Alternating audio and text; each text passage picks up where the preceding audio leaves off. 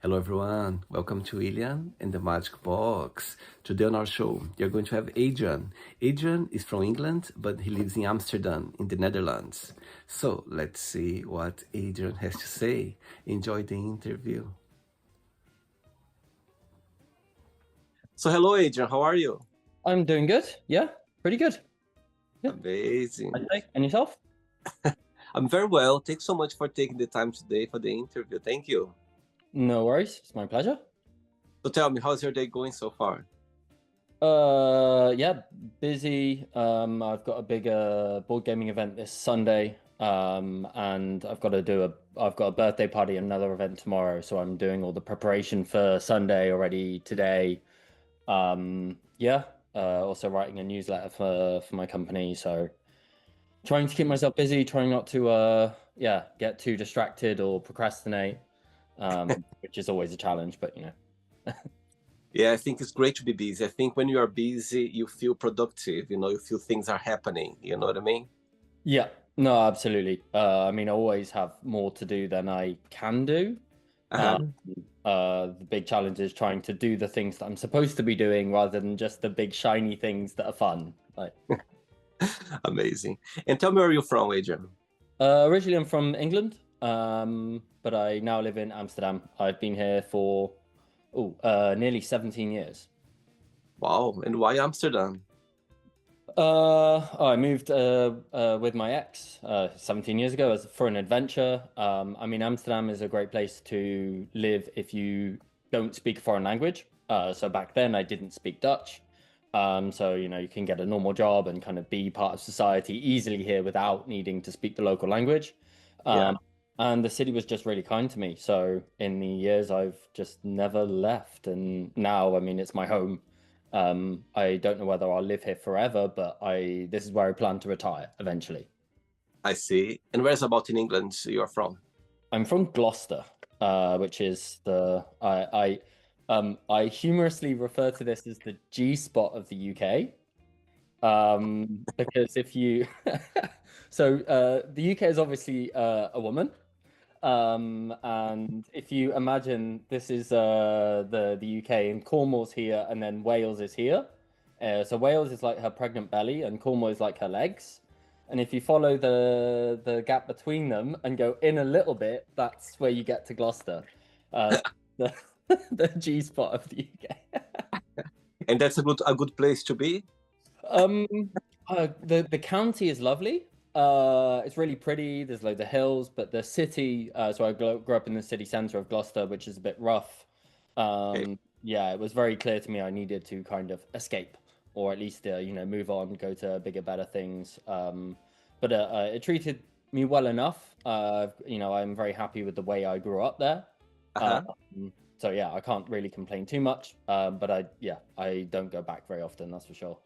I see. And all your family are back over there. No, no. So at the time I was around about the time I was going to university, my mum and my stepdad at the time moved to what is the very north coast of Scotland. So John O'Groats, like literally the furthest you can get without swimming. I see. Wow.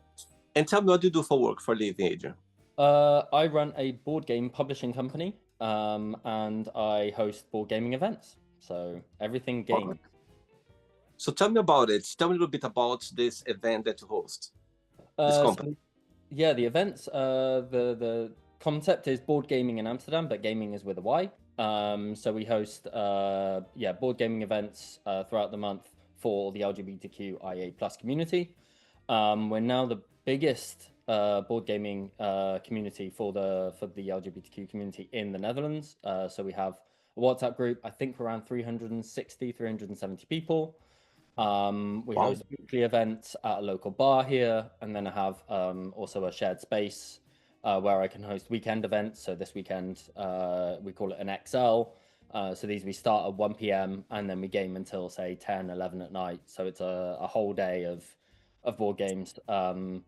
The community is pretty strong now. Like, so a lot of us are really close friends. Um, Amazing.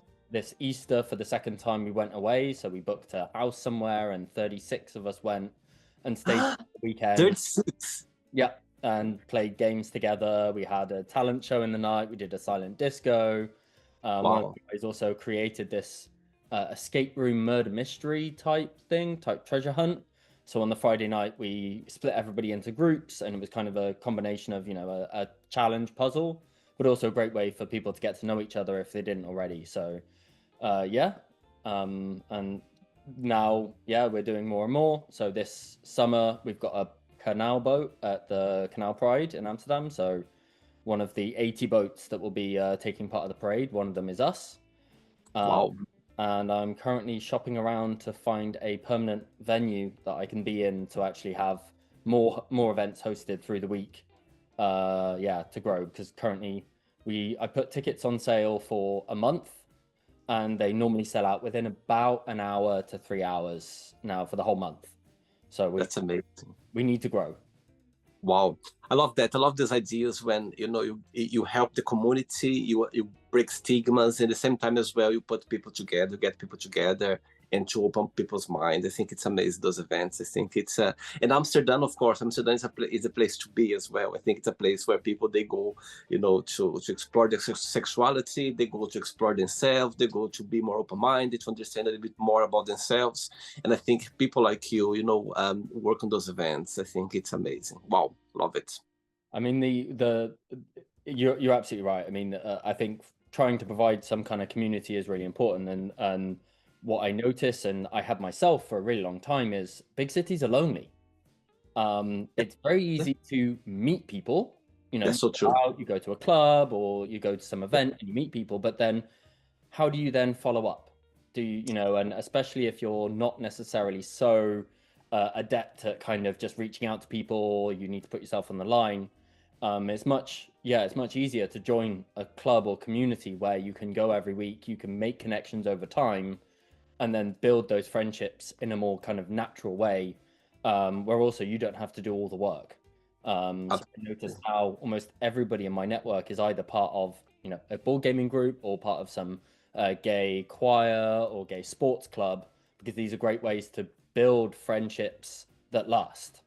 Where you're not just meeting each other on the dance floor on a Friday night and having a hug or whatever, but then you never see that person again unless you Yeah, back out drinking. totally. And I think it's a quite a tendency to happen in big cities like Amsterdam, like London. There's always this stigma, and I think you're right. I think you need to carry on. You need to keep it up. Make friends or keep connections. When big cities, you see a lot of people, but sometimes as well you can feel very lonely for sure. That's how I see it as well. Yeah. Basically. Okay, Adrian. So during the interview, I'm going to explore a bit more about your life and also about your journey so far. Okay. Yep, absolutely. Are you ready to go on a beautiful journey through your members' life and share your point of views? No turning back now, eh? Amazing. Welcome to William and the Magic Box. So I have here my best friend.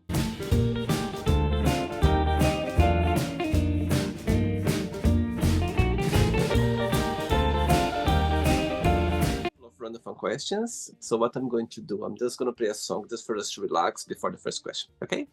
Yep. Let's do it.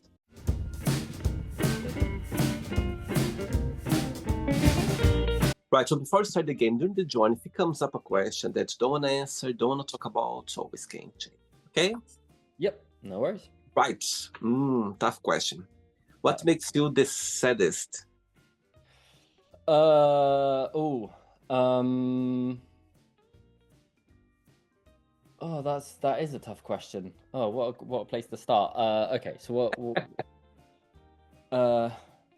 when I think about the things that I've lost or the people that I've lost, yeah, you can fix so many things in your life. You can kind of make up for all of the mistakes you've made. You can even fix relationships that you've maybe done wrong things. We're not all perfect, but when you think about the things that you can't fix, and particularly where, say, you've had somebody in your life that's no longer around, and yeah, you worry about kind of either the things that you didn't say or the things you didn't do together. Yeah, I mean, you lose people. That's the nature of it. So it's not so much of just generally people dying, but it's actually when you have those regrets and you can't do anything about it. That's, yeah, I'd say Do you that. cry easily? No. But when it happens, it really, really happens. It just explode, everything just explode. Yeah, exactly. And the opposite of the question, what makes you the happiest? Oh, funny enough, this is where I cry the most. It's when certain things come together Mhm. that mean it's much bigger than the sum of all the parts. Right. So, I think one of the best examples I can think of is, action movies where like halfway through for the first half of the movie, everybody's just getting to know each other and it's a bit rubbish and they have fights and stuff.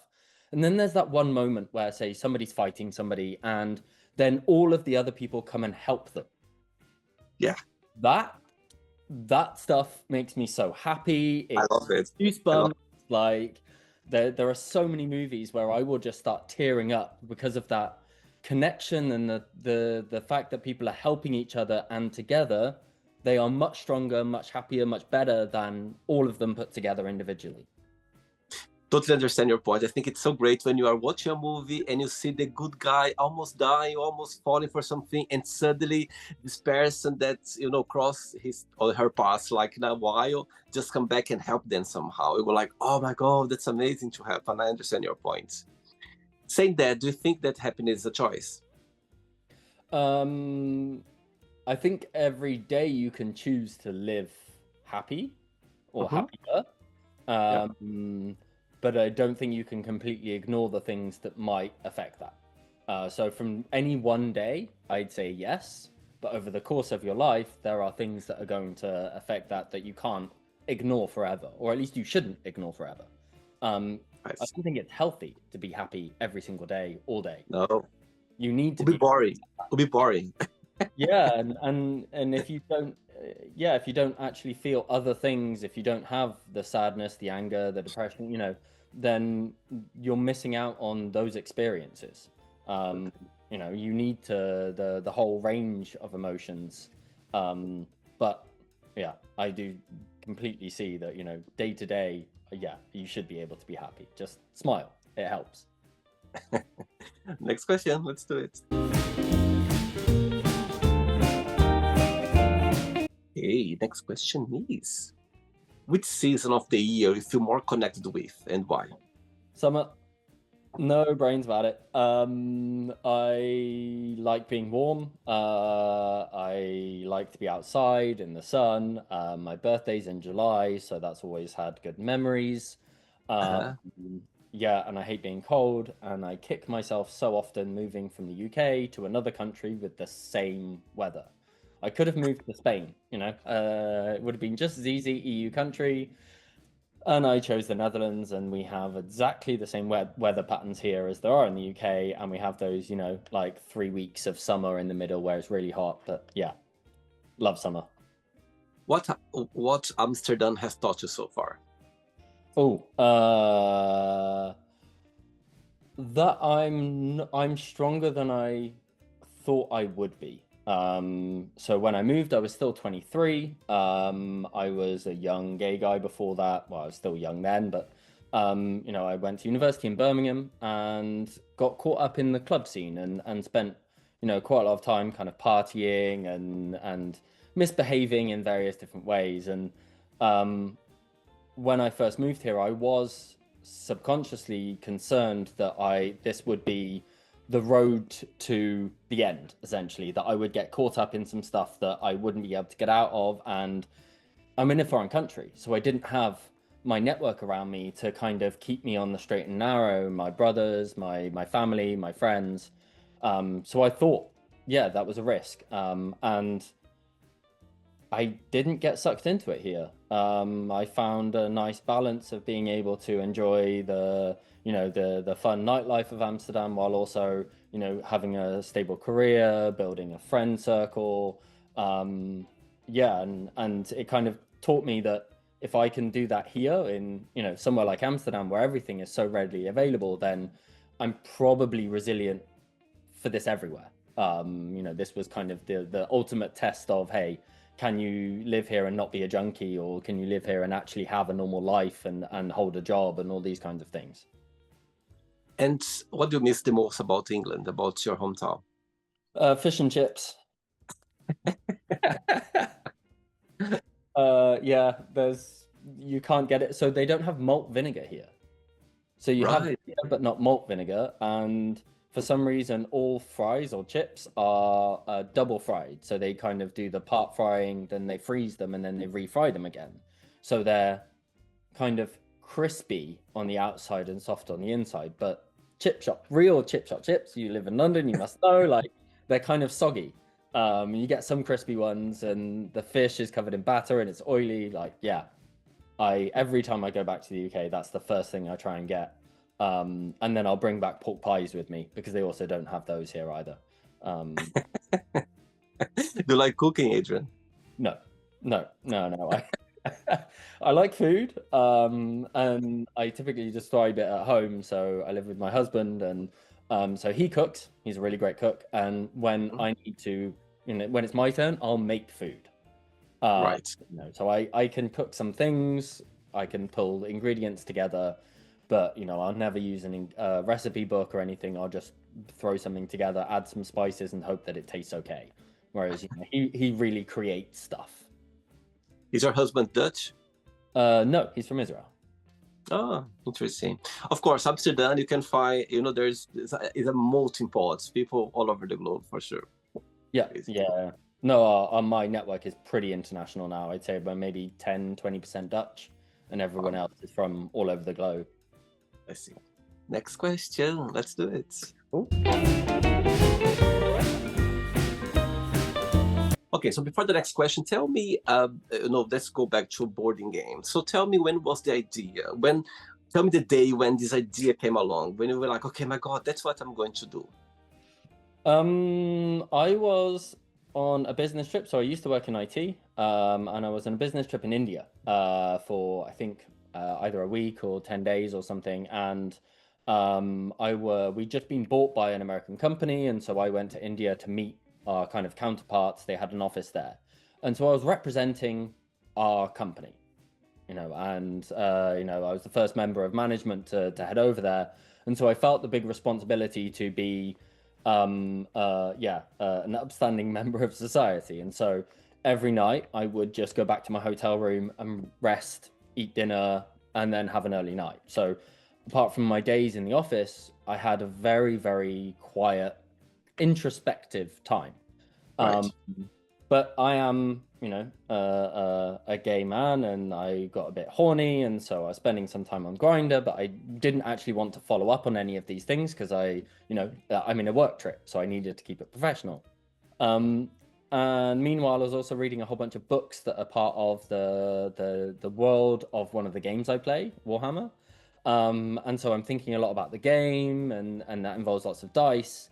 And I had suddenly this thought of saying, well, what if I could turn Grindr into a dice roll? And then, I was trying to kind of think about this. And then on the way home, I had 3 hours in the airport and then a long flight home. And on a single piece of paper, it was about this big, I sketched out a whole bunch of stuff with the dice roll to turn essentially Grindr into a dice game. And when I arrived back, I invited a bunch of friends around after turning it into this big prototype, and made Gay Sauna the board game, which was kind of my first adventure into game design. And I mean, the game was massively complicated. It took us about 6-7 hours to play, but meanwhile, everybody was laughing the whole way through. And so I was onto something. And so, I spent the next few years developing it, building it. And then at a certain point, I needed to play test beyond just people in my house. And that's when I started doing the events. So the two, kind of making games and hosting events, kind of ended up, one spawning the other. And now they live quite nicely next to each other, because as I make new games, I have a community to test them and get lots of ideas from, and build this together. And what do you find most challenging about your work? Apart from there's too much of it, I'd say dealing with the kind of the fact that I'm competing with huge companies. So not just in terms of like the obvious stuff, so pricing and logistics, I need to be present in all over the world and do my own advertising, marketing. That's the kind of obvious stuff where, of course, yeah, that's going to be challenging. I'm a very small company and I'm competing with these huge toy companies. Um, the surprising one is the way that most of my customers and most people that interact with my business assume that I'm also a big business. So, Right. I answer every single customer service request myself. I made the games, I published them, but I also do all of the customer service. And some people are really appreciative of this, and other people will say stuff like, "Well, the person who packed this, or can you, the support person, help me solve my problem?" And I said, "Well, it's just me, so I can I help see. solve your problem, but I'm also just one person, so there's a limit to what I can do, and I'm not responsible for your delivery guy leaving something on your front door or whatever. Like, it's completely out of my control." I Um, see. so that can be very frustrating, Mm-hmm. but it's also, I don't know, I find that at the same time quite nice, because it means that the impression our company is giving is we have everything under control.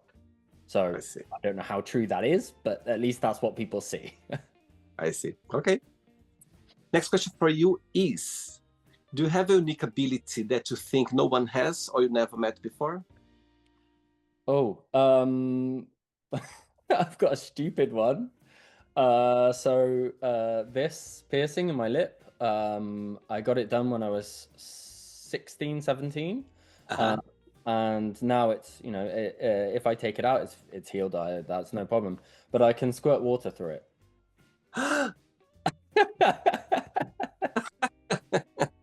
Oh my God. So it's not uncommon at parties and stuff. If I have a few drinks, I'll stand, particularly if we're say outside and I can find like a column to stand on. I'll be like a human water fountain, and I'll just like squirt water. It kind of sprays in a nice stream. Tell me something, Adrian. When you think about yourself, when you analyze yourself, what's the biggest joy of being you? What do you like the most about being Adrian? Um, oh, I find it very easy to talk to people one on one like this. And Mm-hmm. at the same time, I find it very easy to talk to kind of big audiences. Right. The bit in the middle, I really struggle with. So networking events, I hate. Like, I really struggle with that kind of trying to meet and make connections. But once I have a conversation with somebody, I could do this all day, just talking, discussing life, discussing opinions. Yeah, I'm naturally very introverted, so Uh-huh. being out of the house and kind of getting out of just behind my computer can be quite a challenge. But once I do, it's a lot of fun, and I tend to make good connections with people wherever I go. And for you, growing up as a gay boy back in England, how was it? Do you have the support of your family, or it was a bit tricky at the time? I definitely have the support of my family. My mum was a little bit too pushy, I think. So we both knew I Yeah. was gay when I was an early teenager, but this was, the late 90s, and it wasn't safe for me to actually address that part of my life yet. Um, Mm-hmm. and so, I remember the number of times we'd be at the supermarket or something, and she'd ask me a question like, "Hey, do you have a girlfriend or a boyfriend?" And I was just like, I can't deal with that right now. So I always knew that when I came out, I would have the support. And yeah, both my brothers are massively supportive of me now. And yeah, overall, I couldn't be happier. The only problem was at school, I was bullied a lot. And I think that's mainly because everybody could tell that I was faking. There Right. was an act, and so I don't think kids consciously thought, "Oh, there's something weird about him," but like subconsciously, they could tell he's hiding something. There's something that doesn't quite add up, and so I was, the subject of a lot of bullying, and it wasn't until the end of high school that I really got to kind of, start expressing myself and being who I wanted to be. And which person in your life you feel more connected with right now? You feel more close to besides your partner?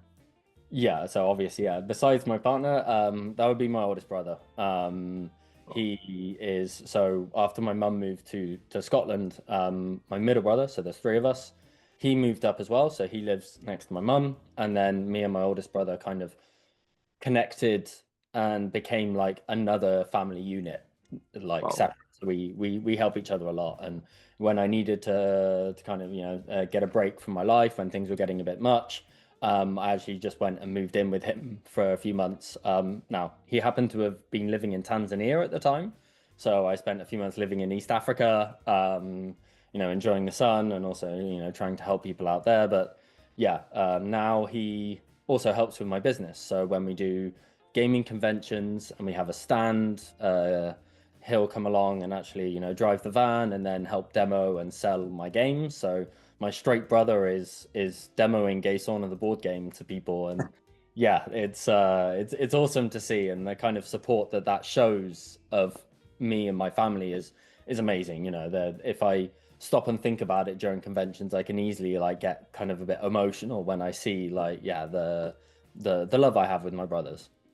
Wow, my God, I get goosebumps saying that, Adrian. I think it's beautiful to see this connection with our loved ones because at the end of the day, they know you like very well, and they know where you come from. They know the real person behind. They know your struggles. They know your what take you everything. I think it comes down to to them. Okay, so your brother is watching this interview right now, and you have a moment, an opportunity to send him a message. What would you say? Um, I think the best thing is I'm so proud of him right now. He went to university at the normal a year late, but a few because he's 4 years older than me. And he ended up dropping out and spending a lot of his kind of early adult life and going through different jobs. He built himself a really good career in IT. We even worked together for a short while. Um, but a few years ago, he kind of decided he really wanted to pursue his career in motorsport, and so went back to university. And about a month ago, he got his degree in engineering. So he now has a motorsport engineering degree. Yeah, and he's in his 40s, and that didn't he didn't let that stop him, and he got a first. All of his subjects he yeah passed really really well. So I'm so proud of him being able to do this also alongside his normal job, and supporting himself. He doesn't have a wife who's kind of looking after the house and the family. He's got a dog, and he looks after himself and takes care of everything. And on top of that, job and university, and he passed. So yeah, I couldn't be more proud of him. Beautiful. Okay, three questions left. Let's do it. Okay. Okay, next question is talking about family. What is the nicest thing a family member has ever done for you? Um, I was kind of cheating because I would say it was yeah. So back when I did a Kickstarter for Gay Sauna the board game. So this was the end of, I think it was 2022. And I had a business partner at the time who was helping me, work together. It ended up investing in the business, but he was kind of, involved together, helping me with ideation. And unfortunately, his partner was diagnosed with cancer. And I think about maybe 3 weeks before the event, he passed away. Oh, So we had planned to go to Spiel Essen. It's like the world's biggest board gaming convention. At the same time, our Kickstarter was live, um, and I don't have a driver's license. So my brother got on a plane, came over to the Netherlands, hired a van, and drove us down and sat with me for the whole convention and helped out. Yeah, a few of my friends joined the next day, but yeah, the first day it was just the two of us, and um, yeah, just this kind of helping me at the time when I needed it, and from then on, like just being part of this whole journey and being part of the business in such an important way. Yeah, that event turned our Kickstarter from an okay situation to a big success. Oh. and that we could, print a lot of games and start my business. So had that not happened, I'd have probably been struggling with printing for a while and maybe still working in my normal job and not really being able to focus on this. Yeah, those moments, that's where you go like, help, just help, and suddenly it comes along a big part of of someone who is able to do that. Making adult games, yeah, it says there on your on your TikTok. What is about? Tell me a little bit about that. What's the business about? It's literally making adult games about the adult scenario. Am I right? Yeah, yeah. So Gay Sauna, the board game, the objective is so you play a group of friends going to the sauna together as friends, and having a hookup contest. So you go from cruising area to cruising area, trying to have sex with other people in the sauna, and the person who's had the most sex at the end of the game wins. Um, yeah, it's exactly what you think it is if you were to say Gay Sauna, the board game. And then my next game is called The Dixits. And this you play a bum and you have to sit on the most. It's a light card game. Every dick has a difficulty. And unlike most games have a level, and in this instead of a level you have a stretch value.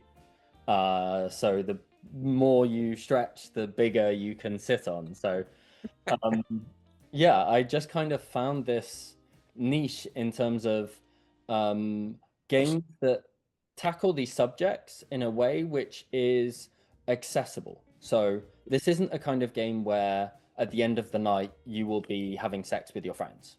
This is a game where you can have fun and laugh about the things that kind of we do as adults in a safe environment. I mean, it's all on the tabletop. Nothing else is happening, and so you can play with anybody who has a sense of humor and is open-minded. We have lots of people playtesting and buying the game. And it's not just gay men. There's a whole range of people who enjoy kind of having this as the scenario you're playing with. And I think one of the most rewarding and challenging parts is the pushback from society. Because the more I realize people hate what I'm doing, the more I realize it's necessary. And the easiest counter I have is many games are about fighting war and death, murder. And for some reason, that is more socially acceptable than a game where consenting adults have sex. Now, I'm not intending to sell my games to children, right? It's to adults, but why is it easier for me to make a game about where you go around murdering everybody you come across, yet if you want to have sex with somebody, suddenly that's taboo, and I'm not allowed in certain game conventions, and I need to really be careful about the way that my games are presented and who I'm showing them to. It's a real problem in society, and I do think it would be the same if it was a straight sex game. It's not like I think this is purely around the LGBTQ community. We are just more sensitive to that subject, and I think that's a problem. Now, I would be comfortable if we said, well, okay, let's also push down on murder games. And so all of us are in that kind of same situation where if you want to make a game about war, about killing people, about fighting, then that also sits in the same adult section as my games.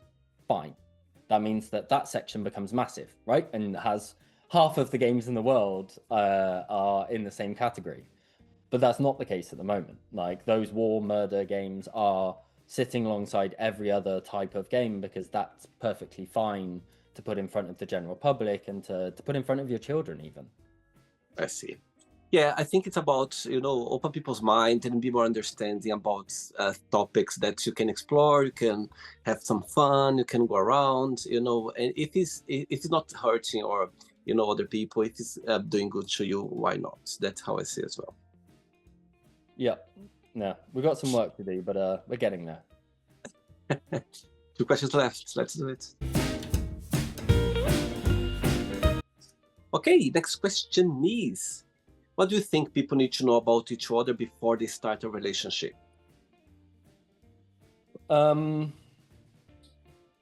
I think there's two parts to this. On an intangible way, it's can you trust them? Do their actions and words follow each other?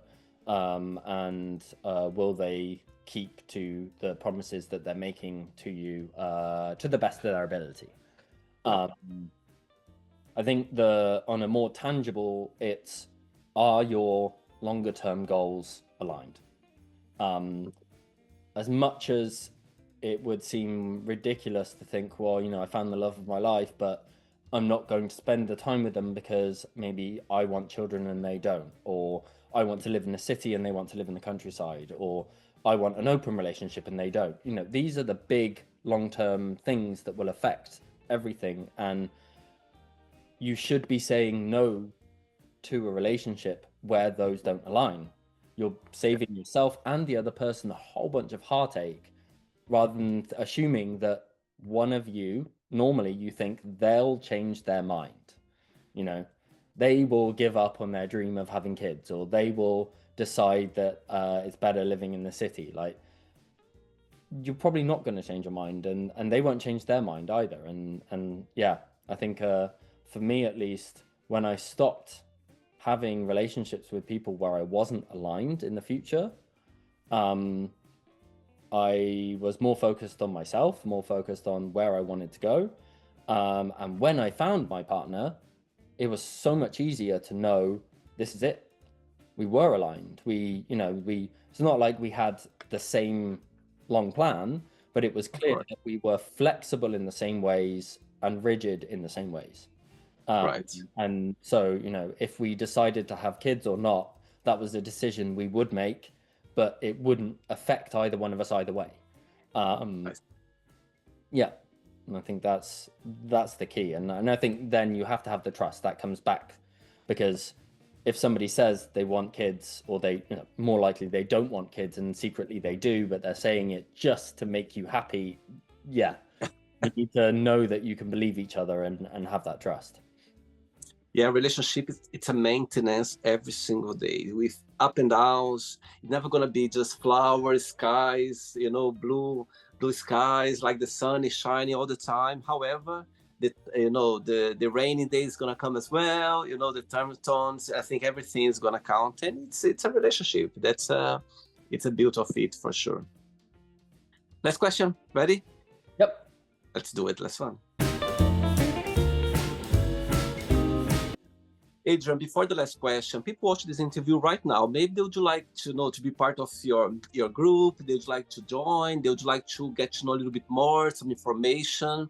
What's something about it that you make sure that people they're gonna have, or they're gonna enjoy, or they're gonna have a great time? There's something about it unique.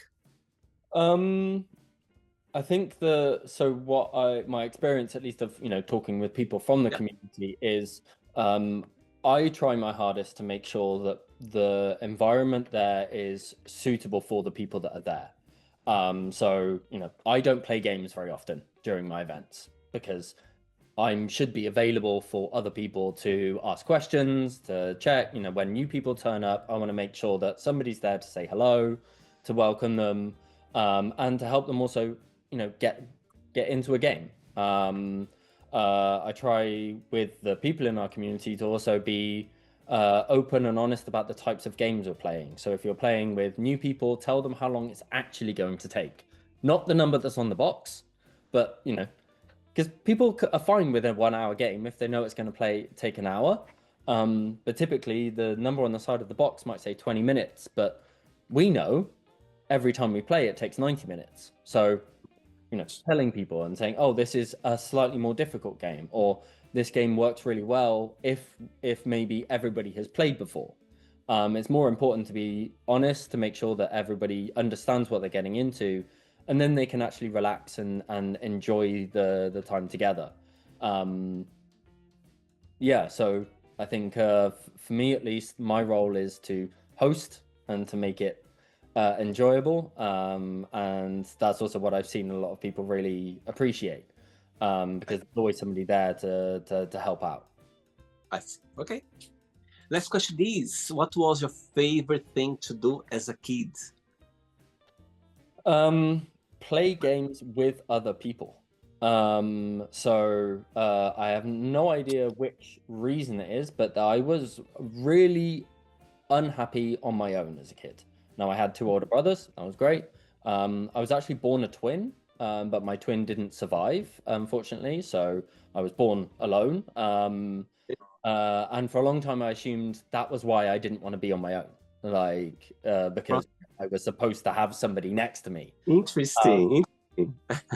But then I also, much later in life, was diagnosed with ADHD. So I have quite severe ADHD, and I think this is also a big part of it. So I struggle to play computer games that I play solo. And when I was a kid, we would play games together with my brothers, and if they left the room, I would maybe play for a few minutes, and then I would stop and go find them again.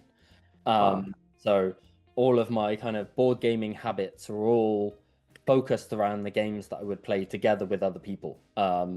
And yeah, my oldest brother will, even now when we're with friends, he'll say, when Adrian was a kid, he would always say, what's next? We finish playing something, and I'm immediately like, okay, what's next? What do we do now? What do we do now? And I'm still like that now. I'm still always looking for, okay, what can we do to keep myself occupied, to have the most amount of fun? And yeah, that kind of drove me a lot when I was a child to kind of discover things, to explore games, and also then to interact with my family and the people around me. Amazing. Okay, so then let's play now the word association game. Okay, I'm going to give away some words. Just have one word that comes to your mind. Quick thinking. Okay. Okay. Let's start with money. Unfortunate. Fear. Necessary. Family. Love. Life. Happy. Love. Close. Religion. Gone. Sex. Joy. Politics. Scary. Friendship.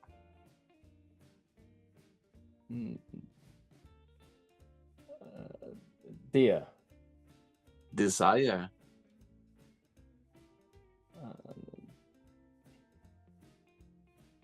True. Okay. Regrets. Sad. Success. Now. Wish. Now. Regrets. Happiness. Smile. One word for Amsterdam. Opportunity. Reminding the name of your hometown back in England. Gloucester. Gloucester. So one word for Gloucester. Struggle. Interesting. Adult gaming, one word. Explicit. Amazing. Let's pretend now I'm going to meet your partner for a coffee, and I'm going to ask your partner, define Adrian in one positive and one negative word only. What he would say? Oh, I should remember our wedding vows because I think this included a bunch of this stuff. So he would, I think he'd say that I approach everything with passion. I'm all in. And then that actually leads to I frequently let the wrong things slip. Wow. I'm sure he knows you very, very well. Yeah. By the way, how did your path cross, if you can share? Sorry? How did your path cross, if you can share? Oh, this is a great one. We met in a castle in Champagne in France. Oh my God, that's very unique and romantic. I love it. Not nearly as romantic as you think it is. So, with a group of friends from Amsterdam, a long time ago, we kind of planned to have one of these getaways. So I now do this with a gaming group, but for years I was doing this with just a friend group. And we found this kind of manor house castle in France. Wow. And we go as a big group of friends, and we went from everything from, I think the first couple were 40 people to the biggest was 70. And I was kind of part of the furniture. This is kind of one of my big social events every year. And he was the housemate of one of the guys that was going, and he'd recently broken up with his ex. And so there was a spare spot, and he just joined along. And so on the first night, we saw each other. He was new, so new and interesting to me. Oh, And then we spent the night together, and then we basically were inseparable for the whole weekend. wow, beautiful. Let's play now, Adrian, in the magic box, and you can ask me a question. Okay, you can ask me a question now, Adrian. So, if your house was on fire and you could only save one item, one physical thing, not people, pets, or anything, what would you save? Oh my God. Oh my God, it's a very tough question. You know what? The first thing that came to my mind straight away when you said that was this, the magic box. however, I must say that, you know what? It's a very difficult question because I thought about that before actually. What, you know what I mean? I was like, my God, what would I take? Okay, I'm gonna I'm gonna answer this question in two parts. Yeah, the first thing that came to my mind is the magic box because it's been with me for so long already. You know, I thought about changing already, but it's such a magical place here that's been, it's such a beautiful thing that I always had. However, if I put myself in this situation, I thought, you know what, if something happened, I always can go through my interviews and write the questions again and put the questions again. But I think I would keep that because somehow it's such a a simple object that's it brings so much into my life, Adrian. You know, when you talk about your business, about your journey, I can feel the passion there, and it's the same about the magic box. You know, those questions here all together inside of the magic box. When I keep it, it's such a it's a safe place to be. It's a happy place to be. It's a great place where I find myself. The best of me when I open this, the best of William comes along because it's the best of William can have right now. So yes, of course, it would be very difficult to leave my laptop as well because I have a lot of things there. It would be difficult to leave my passport. I have, my first Brazilian passport that I ever had. That I dearly keep it. You know, there is my very first shirt that I came to Europe for the very first time when I was 19. So this little thing, I think it's always gonna keep it because it means a lot for me. But right now, I think I'll just run with my magic box, just make sure that I'll have I can record the next show for sure.